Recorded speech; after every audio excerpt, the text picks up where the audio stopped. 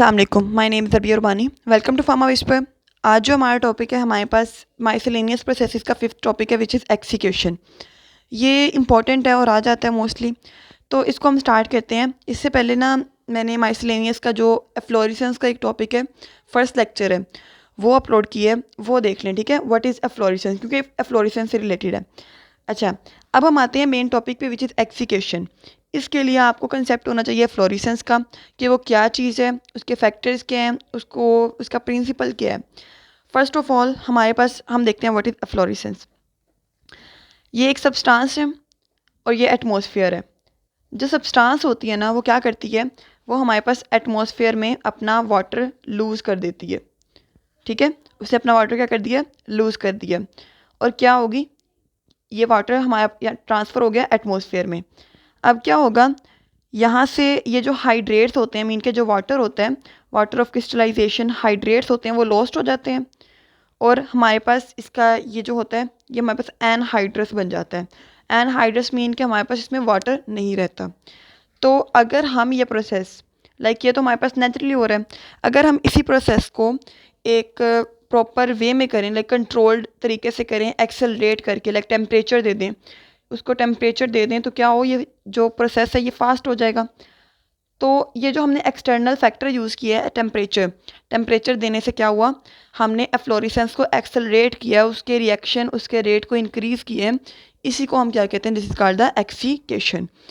It is the process of accelerating rate of efflorescence by increasing the temperature.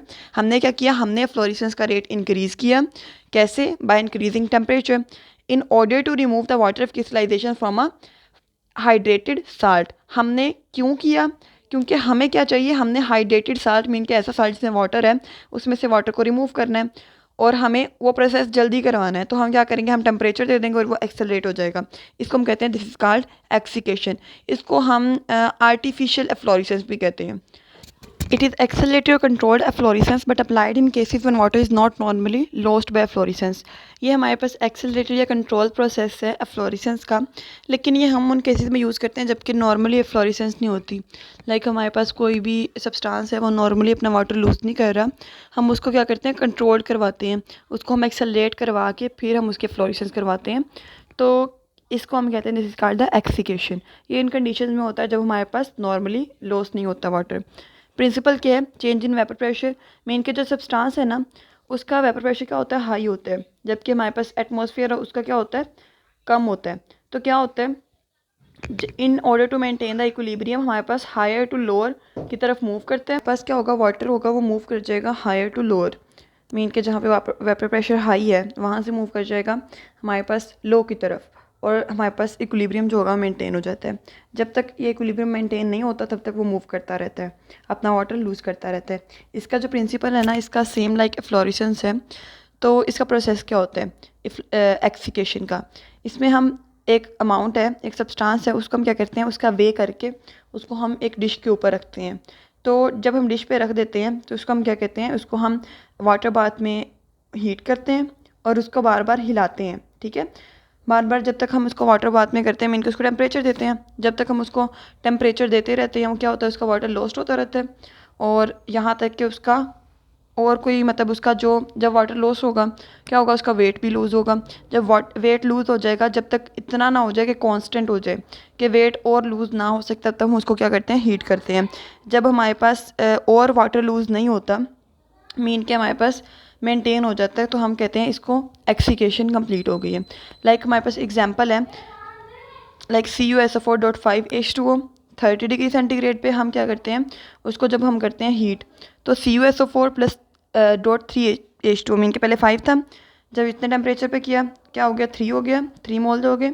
Then और 100 degree पे और किया, उसको टेम्परेचर को इंक्रीज़ किया, तो वाटर एक मॉलिक्यूल रह गया।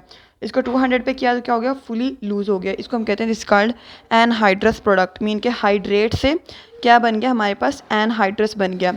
इसके ऑब्जेक्टिव्स क्या हैं, मीन के हमारे पास इसको हम क्यों यूज़ करते हैं एक्सिकेशन को, reduce the bulk of substance. हम एक सब्सटेंस है, उसका बल्क मतलब कि एक बहुत हैवी चीज़ है, उसको हम रिड्यूस करने के लिए यूज़ करते हैं, उसका वेट को कम करने के लिए यूज़ करते हैं। एक एक्सिकेटेड प्रोडक्ट की स्ट्रेंथ को इंक्रीज़ करने के लिए यूज़ करते हैं। एक्सेलरेशन है, तो हम क्या करते हैं, हम एफ्लोरेसेंस को इंक्रीज़ कर देते हैं। तो जब एफ्लोरेसेंस को इंक्रीज़ करते हैं तो हमारे पास एक स्ट्रॉन्ग एक्सीकेटरी प्रोडक्ट बनता है। कंडीशंस क्या होती हैं, टेम्परेचर चाहिए होता है, उसका मॉइस्चर मीन के टेम्परेचर अगर हम उसको टेम्परेचर देंगे तो क्या होगा, उसका मॉइस्चर रिमूव हो जाएगा, तो मॉइस्चर रिमूवल है, इसकी कंडीशंस है। एप्लीकेशन क्या होती हैं, एक्सीकेटेड जो केमिकल्स होते हैं हमारे पास कॉन्स्टिपेशन को ट्रीट करते हैं। ड्रग की पोटेंसी जब वो उसके अंदर वाटर होता है कम होती है, जब हम वाटर को रिमूव कर दें तो क्या होता है, उसकी ड्रग की पोटेंसी क्या हो जाती है, इंक्रीज़ हो जाती है। और जो एक्सीकेटेड केमिकल्स होते हैं मेडिसिन में यूज़ होते हैं, like antibacterial, microbial, fungal infection के लिए, तो हम कहते हैं हमारे पास ऐसे सिरप, स्प्रेज और माउथ वॉशेस भी बनते हैं, ये सारी इसकी एप्लीकेशन में आता है। सो ये था हमारे पास एक्सीकेशन। होप से समझ आ गई, अगर नहीं समझ आई तो आप लोग पूछ सकते हैं। डिस्क्रिप्शन में व्हाट्सएप ग्रुप का लिंक है, वहाँ से ज्वाइन करके नोट्स वगैरह भी ले सकते हैं।